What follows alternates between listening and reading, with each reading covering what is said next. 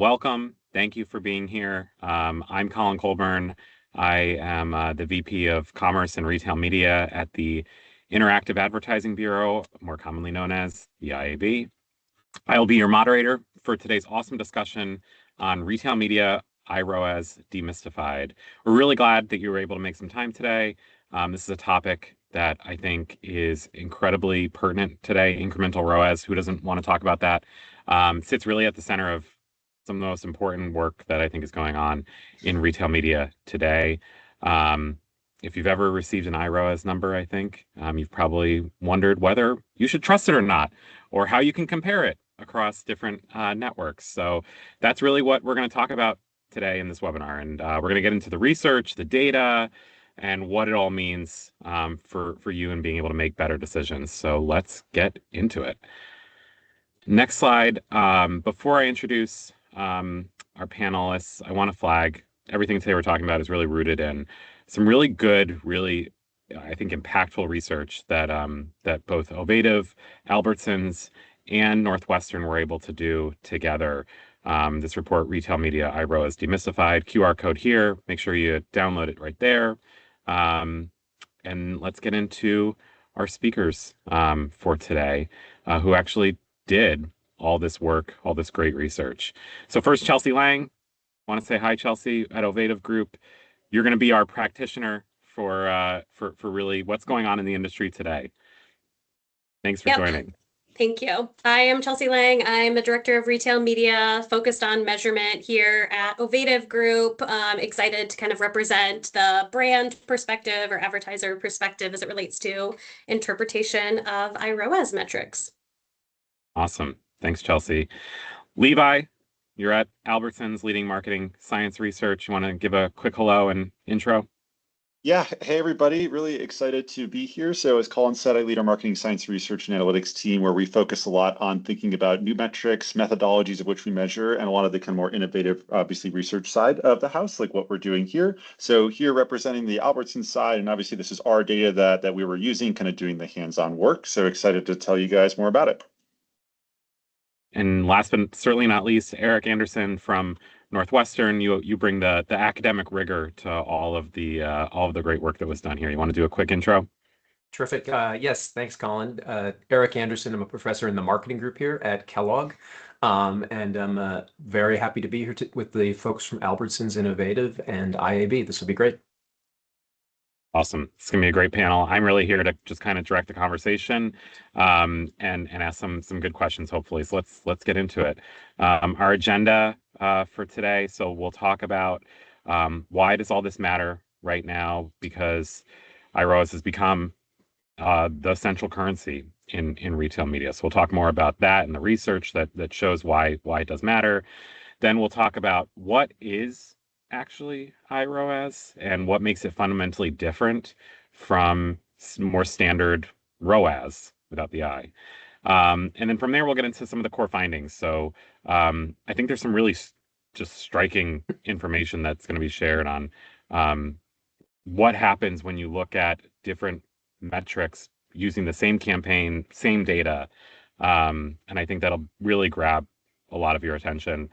Then we'll unpack what's driving those differences. Why is it this way? What does it mean for brands? And we'll have some questions. I'll have some questions for our folks here to kind of unpack those differences. So with that, I'll hand it over to Eric, who's going to be our guy to get us started on why does all this matter. Terrific. Thanks so much, Colin. I thought we'd start our conversation today with a simple question, but has become surprisingly hard to answer in retail media, which is when a brand spends $1 on advertising, how much of the sales we attribute to that ad would have happened anyway? So that question, what is truly incremental, is at the heart of why we wrote this paper. So incremental ROAS, or as Colin said, iROAS, has become one of the most important metrics in retail media. It is now central to how advertisers evaluate performance, how they allocate budgets, and how they justify investments. But the central issue that we keep running into is there is no consistent approach to iROAS measurement across brands, and there's no industry standard for how to measure it. So two retail media networks can both report iROAS for the same campaign and arrive at meaningfully different numbers, not because the campaign performed differently, but because they made different methodological choices behind the scenes. And so that's because iROAS is really two things stacked on top of each other. It's a metric and it's also a measurement approach. And it's worth sort of separating those two concepts. So in my world of academia, we think of a metric as this thing called an estimate of interest, but it's really the science. So in plain English, it's simply a metric is the thing we care about for incrementality. And a story might be something like this. I might be interested in knowing how much a consumer would spend on my brand with advertising this month. And I want to know how much that same consumer would spend with no advertising this month. And I like to compare those two numbers. That definition, the comparison of an exposed and an unexposed world, is the metric. Now, measurement is how you actually get there. And there's lots of ways we can estimate that comparison because you cannot actually observe both versions of the same customer at the same time. Most of what is in our white paper is about the measurement choices and what they do to the answer. So the question is, why now? Why are we focused on iROAS today? Two things. First, iROAS has crossed a bit of a threshold. It's no longer a nice to have analytical exercise. It's driving a lot of real budget decisions and at most major brands. And second, the methodological choices that go into producing iROAS are largely opaque to advertisers. So in the paper, we're going to analyze 42 campaigns from Albertsons Media Collective and show how the choice of measurement method has a substantial impact on ROAS. That is a problem if a brand is comparing iROAS across two retail media networks or even across campaigns for the same network, because they may be comparing numbers that aren't really comparable. So before we get into those measurement choices, let's just do a quick review of what iROAS actually is and how it differs from ROAS. So maybe you can flip the slide, Chelsea. So when we think about what ROAS is, just a quick review, it's return on ad spend, and it's the metric many of us grew up with. You take attributed sales from a campaign, you divide it by media spend, and you get a number. If you spend $1 and you can attribute $4 of sales to the ad, you have a 4-to-1 ROAS. The problem is that traditional ROAS does not tell you whether those sales would have happened without the ad. A loyal customer who was already going to buy your brand sees the ad, clicks it, buys, and the campaign gets credit. ROAS gives you a number, but it doesn't tell you the number that actually matters, which is, did the campaign cause additional sales? There's a related question that ROAS alone struggles with, which is which products do we attribute sales to? So when a customer sees an ad for a specific product, do you count just that SKU, a family of products, or an entire brand? And in our previous paper, ROAS Demystified, we went into those choices. And I want to just flag it here because that same kind of fragility extends into iROAS. As you make different choices, you're going to get different answers. So iROAS as a metric is meant to fix the causality problem or address it. And we really like calling this IAB definition, which is it's super clean. It says that incrementality is the measurement of the causal impact of marketing and the additional business outcomes directly driven by a campaign or tactic compared to what would have happened in the absence of marketing activity. So iROAS is incremental revenue divided by ad spend, and the numerator is the change the change you can causally attribute to the ad, not the total attributed sales. In a perfect world, you split your customers into a test group and who see the ad and a control group that don't, and the difference in outcomes is the incremental impact. That's the metric. Where it gets tricky is the measurement. And our paper covers 3 methodologies that retail media networks actually use: randomized control trials, matching methods, and synthetic controls. RCTs are sometimes the gold standard, but they're operationally complex and awfully costly and difficult to conduct. Matching and synthetic controls are observational, where they try to construct a control group after the fact from people or places that look similar to the exposed audience but didn't see the ad. Within those observational approaches, there are additional choices, and 4 that we highlight in the paper. We have to think about how the audience is constructed. The second is we need to think about how matches are constructed. The third is which variables you use as inputs for the method. And then the last is how you actually calculate incremental revenue between the test and control groups. And we examine those choices. We examine how those choices affect iROAS across the 42 campaigns that we look at. So with that as the backdrop, I'm going to hand it over to Levi to walk through what we actually found and actually show you something about our data. So from Levi, let you take it away from here. Awesome. Thanks for that great framing, Eric. So into the meat and potatoes and the really exciting stuff about this paper. And so we're going to be flashing a lot of like really, really big, important numbers up here too. And one of the things I want to frame as we're kind of looking at these in terms of context is that all of these choices in terms of the methodology and the way you're measuring to get to that iROAS metric matters, but it's not to say that one is necessarily right or wrong. We're just kind of highlighting how these things vary based off of these choices that you make. So want to start with kind of some of the big features on the left here. So when we're looking at all the different ways that iROAS is going to vary based off of the measurement choices, we saw around a 6.5 time variance on average and around a 2.5 time variance from the median perspective. So really big swings depending on the choices that you're making. And the average is much higher than the median, kind of indicating that some of these choices too are going to have pretty dramatic effects on the way that your iROAS is going to perform in terms of an outcome. And in order to kind of establish a lot of different possible permutations that you might be seeing across different RMNs, we looked at 54 kind of different combinations of all these different pieces that we're going to get into on the next step. So lots of different kind of cuts of the data to make sure we're looking at this in the most kind of rounded way possible. And I think one of the most interesting pieces around this is this kind of final metric on the right. And one of the most significant things that I really want to leave you guys with is that depending on how you measure, 83% of these campaigns flipped from a positive impact to a negative impact in terms of an incremental effect. So if you're seeing really big positive numbers on an iROAS campaign, it doesn't necessarily mean that you're getting a really positive outcome. It is all dependent on understanding what's going on under the hood to be able to interpret that metric and understand what decisions you want to make on top of it.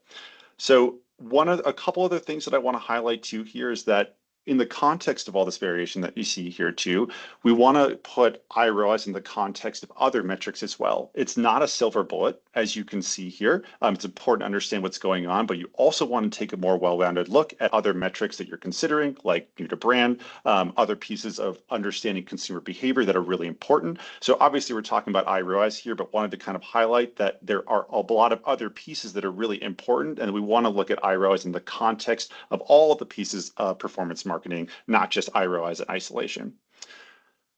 We can flip to the next slide, Courtney, and we can get into all of the nitty gritty here as to all the different features and how they're going to be impacting the overall measurement and then therefore that iROAS outcome.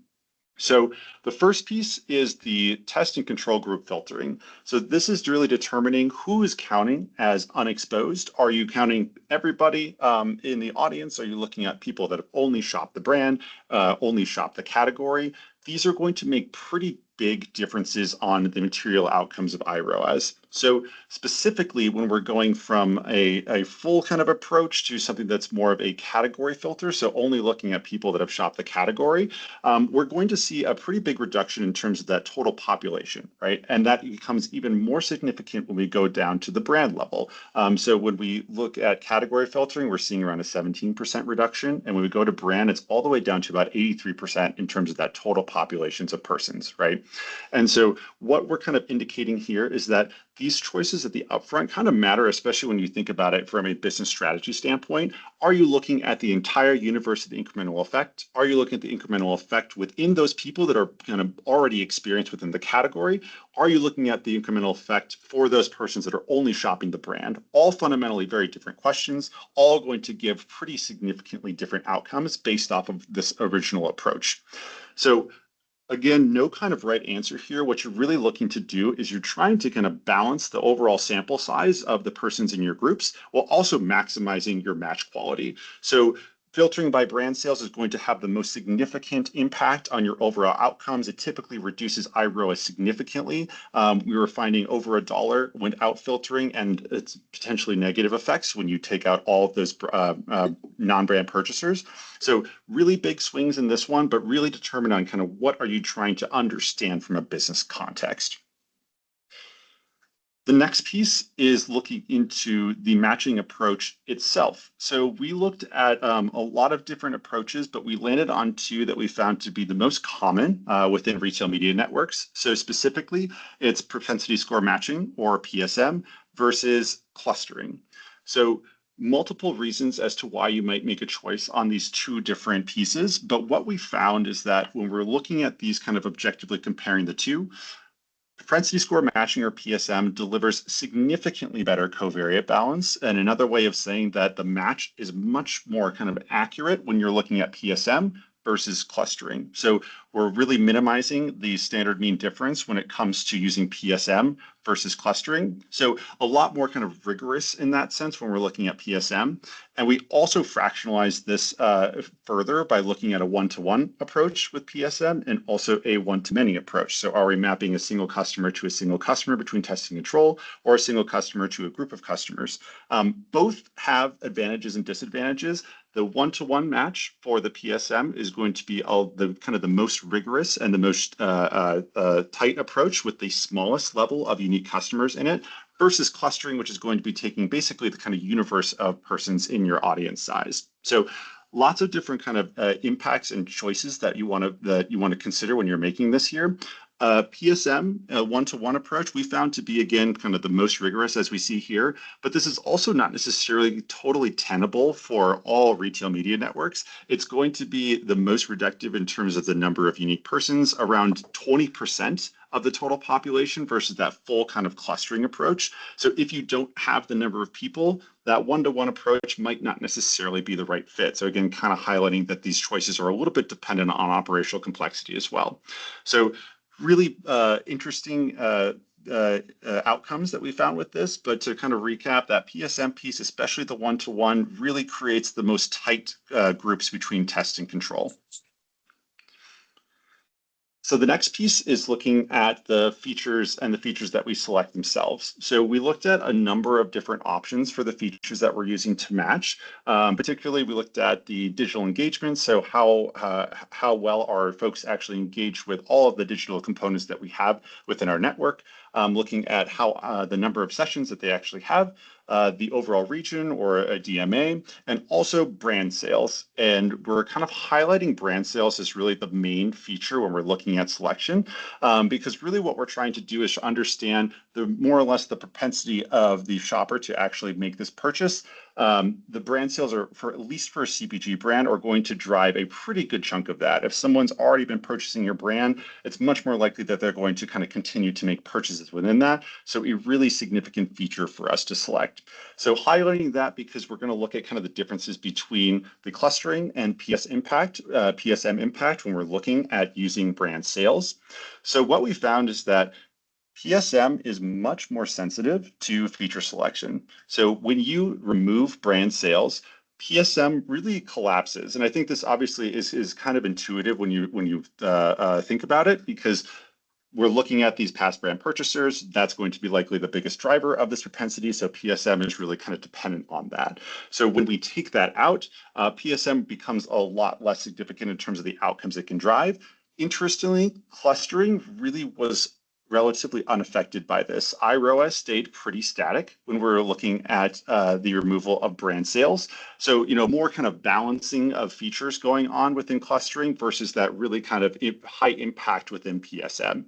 So I mentioned that for CPGs like us, that PSM is going to likely kind of drive a lot more significance for us in terms of propensity. This might not be true for different verticals. So if you think of something like maybe more of a Best Buy with higher consideration, maybe you don't have a lot of this historical brand sales, you're going to likely see maybe less of an impact on kind of removing that brand sales from PSM and maybe more meaningful addressing for a clustering standpoint, in terms of the selection that you're using for matching. So at the end of the day here, what we are kind of seeing is that PSM is generally going to be the kind of gold standard here. Clustering is still really significant, but when we're kind of terms of overall rigor, PSM is really shining in terms of the outcomes from our analysis. The last piece that I wanted to highlight here is how you're actually calculating that incremental revenue. So this is looking at whether we're looking at just the observed sales or if we're using a Bayesian structural time series approach to actually kind of determine that final iROAS outcome. This, I think, is probably one of the more easy ones to understand here, and also one of the most impactful pieces to kind of be considering as you're looking at different approaches across retail media networks. So we found that on average, the observed sales or something like a t-test is going to be on average about 90% higher than when you're using a Bayesian approach. This also further varies too when we're looking at other permutations, when we're looking at using brand sales or not as a matching feature for selection. We saw up to a 3x increase in terms of using a t-test or observed approach versus a Bayesian approach. So Bayesian is going to be much more rigorous. It's already going to take into account things like the trends and the seasonality that you're seeing, versus that observed sales is really just taking the differences between the groups.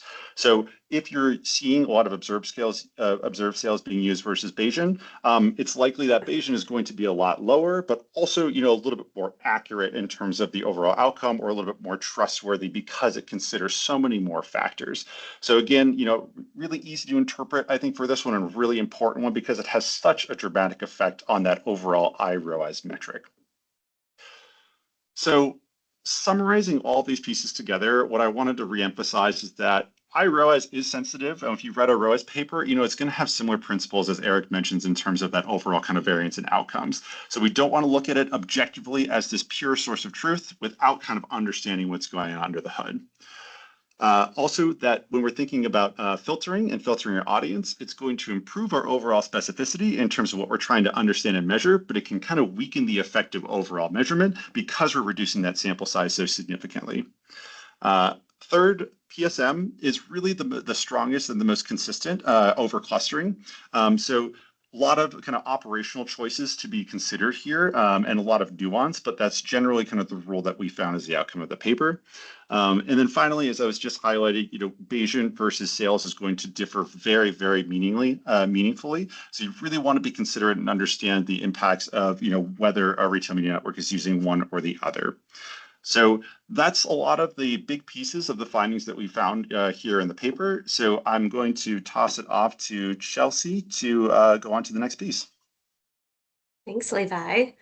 If you are anything like me, you might have just been thinking, wow, Levi used a lot of big words, and I am struggling to understand what that means for me and what I should do with this level of information. I am an advertiser, maybe, who is trying to understand how I should be interpreting iROAS results that I am getting across retail media networks.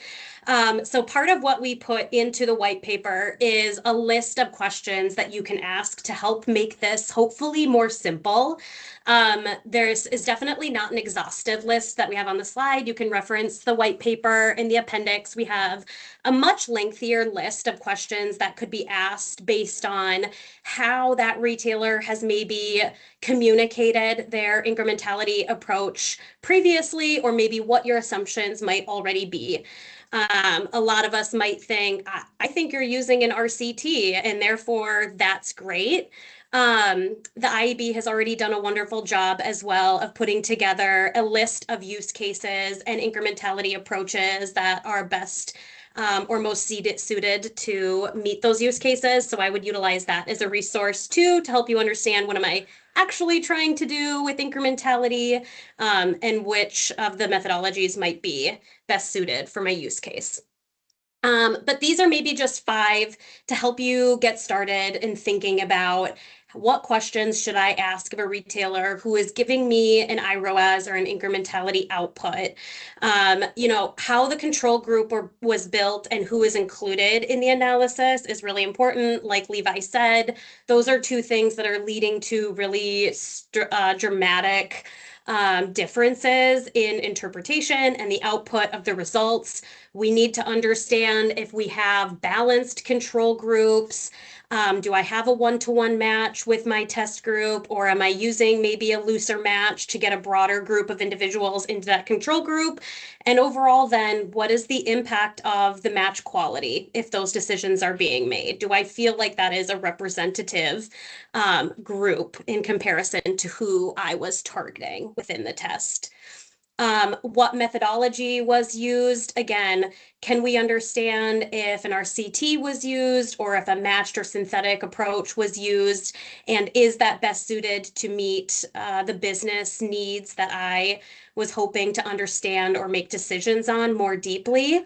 RCTs, right, are typically better executed when you think about an e-com only retailer and e-com channel. They can be more difficult to measure in an omni-channel environment. So do we have the appropriate dimensions in place to measure? How was incremental revenue calculated? Like Levi mentioned again, right? BSTS or a Bayesian approach is going to help us account for some of those seasonality pieces. So when I am getting an iROAS result from my holiday campaign, I am hopefully not misattributing natural increases in sales that happened because everybody was out shopping during that time period, and that we truly feel like the incremental revenue that we're seeing is representative of the actual impact of the ad. And then finally, you could be asking what assumptions are underpinning the results. So do we feel confident, or does the statistical significance of the model indicate that historical purchases are a good predictive indicator of future purchases or purchases during this time frame? Do we feel confident that there is no contamination across tested control groups? How do we start to ask more detailed questions of retailers so that we're getting confident responses and that we feel like we can utilize these results to make real business decisions? Next slide. All right, so we would be remiss not to talk about the industry implications. We've kind of all individually touched on it to this point, but at this point, there are a lot of different reasons why a different retailer would choose a specific measurement methodology or approach. And a lot of that is based on the data that they have available to them, the sophistication of the data science team that they have in-house, or it could be their ability to scalably execute that approach so that all advertisers have access to that type of methodology. At this point, we are not advocating for one standard methodology or that there is one correct way to do this. Again, like the IAB output, there are valid reasons to utilize different methodologies for different reasons. We agree with that decision. But we believe that there needs to be more transparency in how we are approaching incrementality across retail media networks, right? We unearthed a lot here. I personally have heard a lot of feedback from retailers on how they think they are approaching incrementality. But it typically is at the highest level and doesn't help me as a brand or advertiser understand what those different choices are going to mean when I'm making business decisions with them.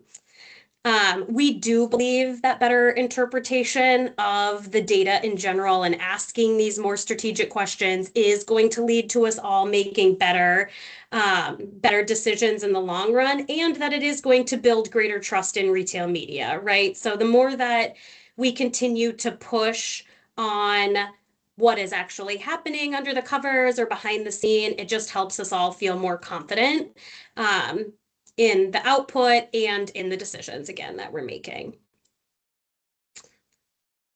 All right, thank you. We'll pass it back over to Colin for some Q&A. Thanks, Chelsea. This is awesome. Thank you, everybody, for being so transparent in terms of how the research worked and just really helping the audience really understand it better. We have a couple questions.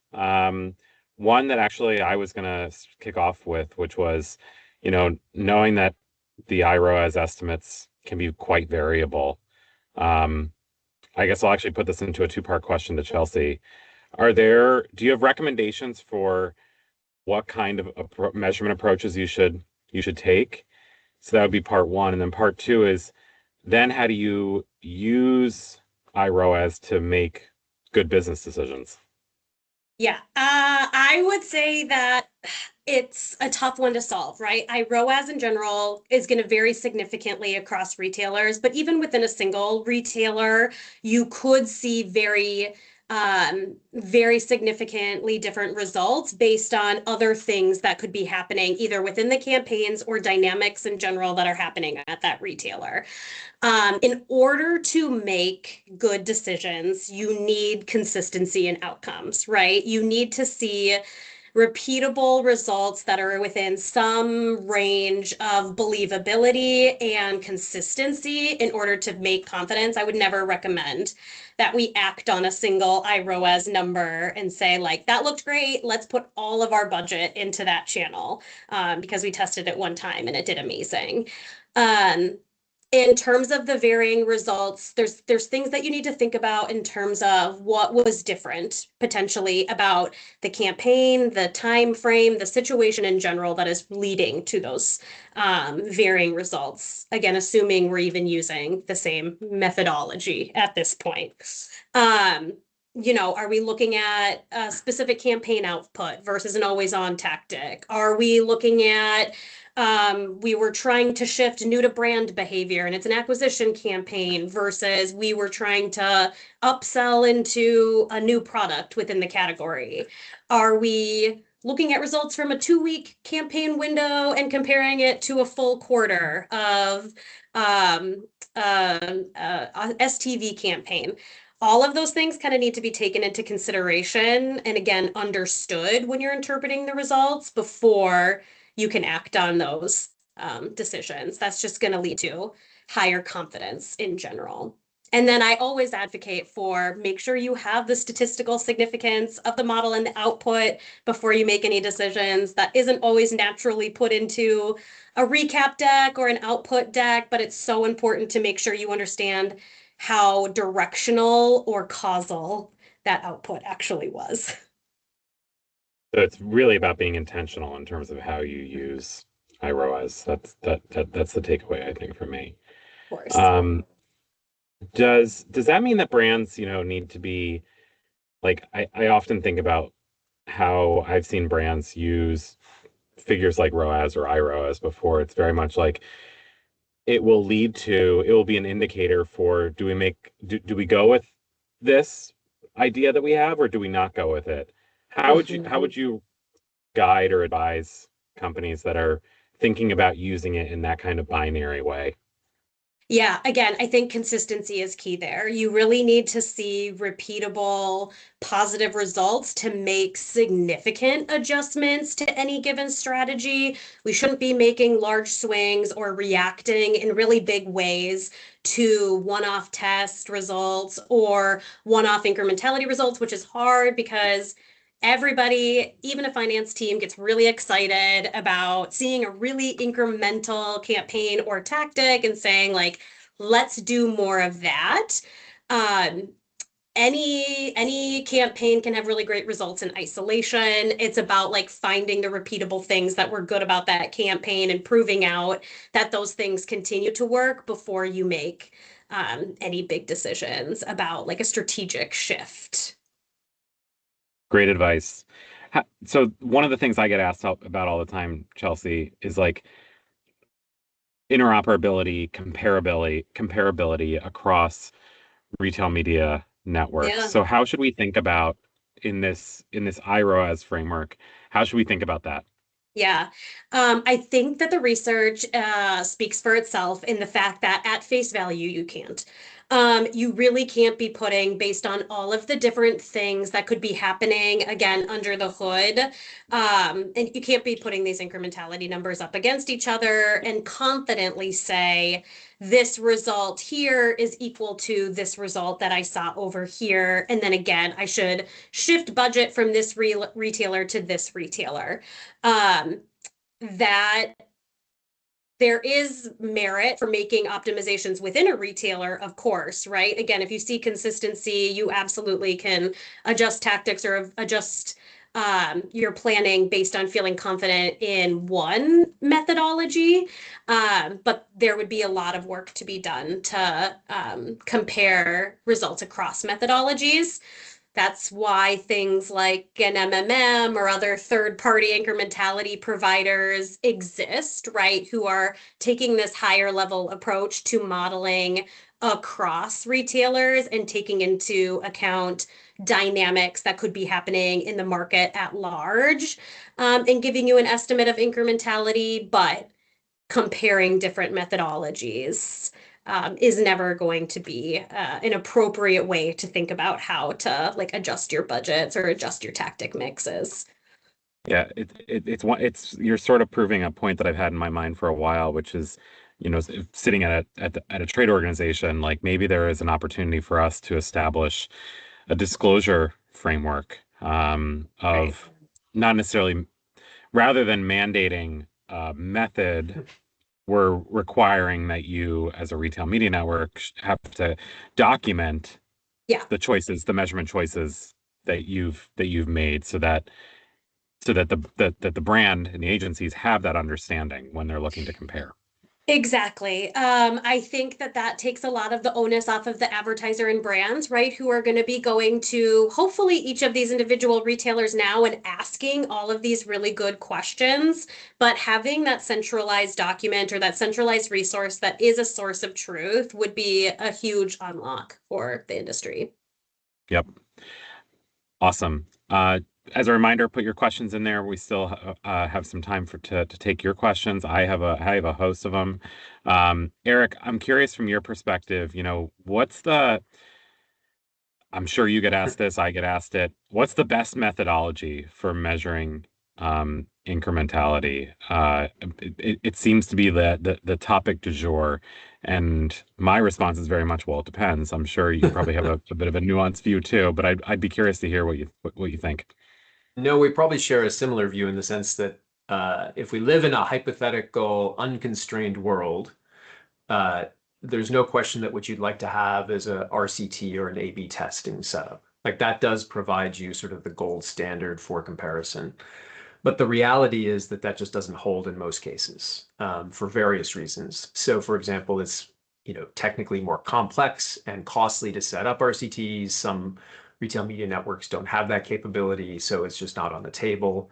And even if you could, when you're a small brand, I mean, you can't forget that RCTs work because of extremely large samples. So you need to have a lot of data. And so when you face practical realities of costs and smaller sample sizes, then you get into the world of, okay, you're gonna have to pursue alternatives. And once you're down that path, I'm not sure there's one path is better than the other. I think what's really important for an advertiser is to really understand, like, what do I have to believe is true to trust the results? And not what I have to believe about the statistics, but I always tell people, ask about the business. Like, what do I need to believe is true about the way this business works to trust what you're telling me? Right. And so I wouldn't ever come back to say one method is better than the other, but you should really understand what it is that has to be true for you to have confidence in the answers that come back. And that gets you in a pretty good decision-making mode. Levi did some really good digging into like PSM and how it's delivering better. It's better than clustering, I think was really the takeaway. I was thinking when he was talking, and I'd love to ask you this, Eric, like for a brand, if I'm sitting here and I'm saying, well, I'm receiving clustering based results from a retail network that I'm working with, how should they handle that information? Like what kind of, how would you guide them on what that conversation should look like with the retail media network? Yeah, I mean, I'm sure they're making that choice because of some reason, and it may be difficult for them to move to another methodology. But I go back to the theme that Chelsea had, which is that it's really important to just make sure don't change that methodology so that I can create apples to apples comparisons over time. What I don't want you doing is constantly tweaking your clustering methodology because that's just going to introduce more and more noise into my measurement.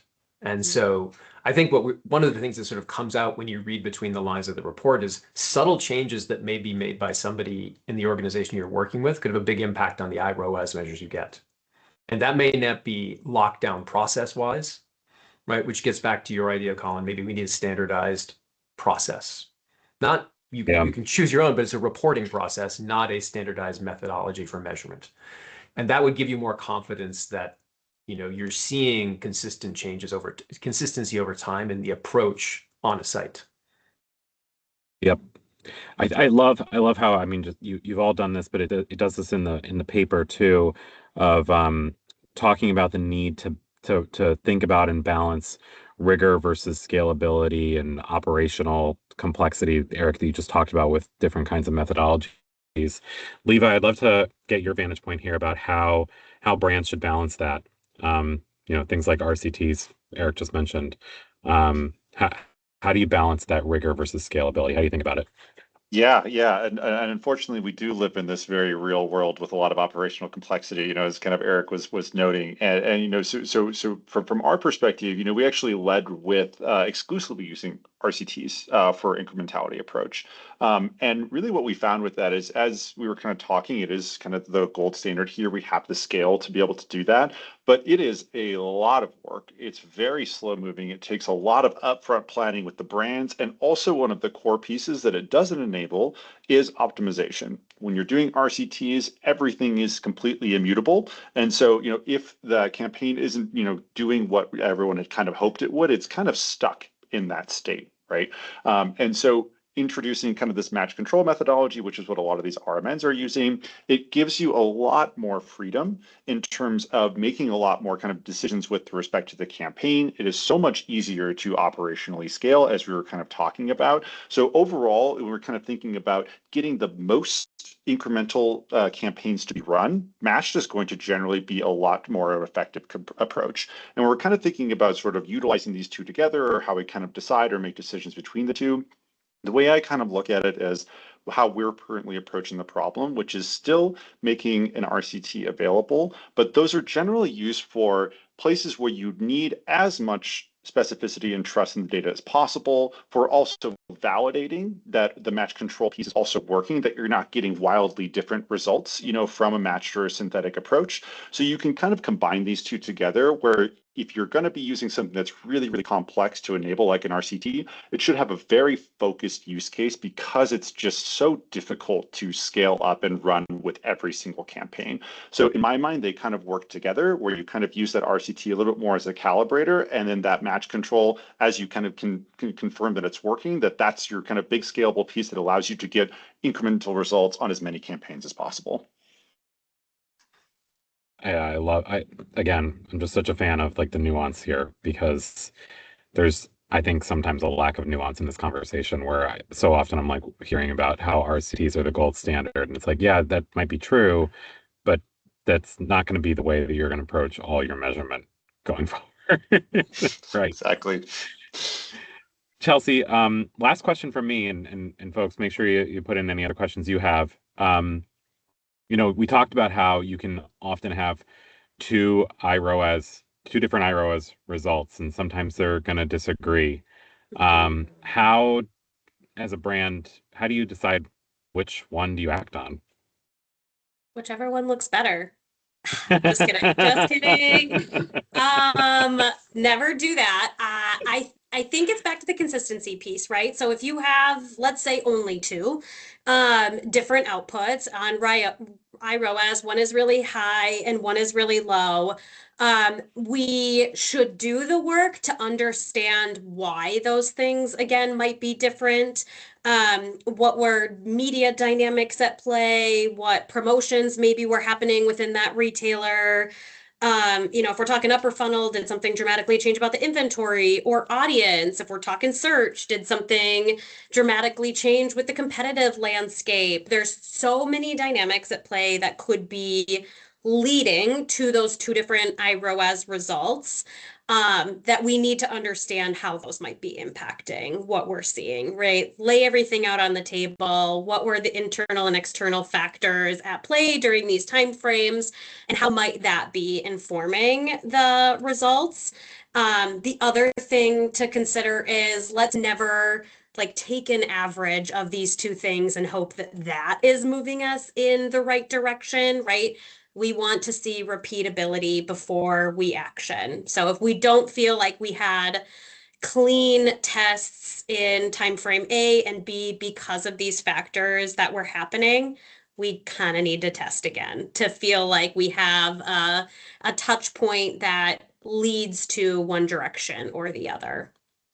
I also think this is where that the awesome advertiser guide, question guide you guys put into the research, I think is so good, because that's where I think those questions can really arm you as a brand or an agency with some information that'll be really useful.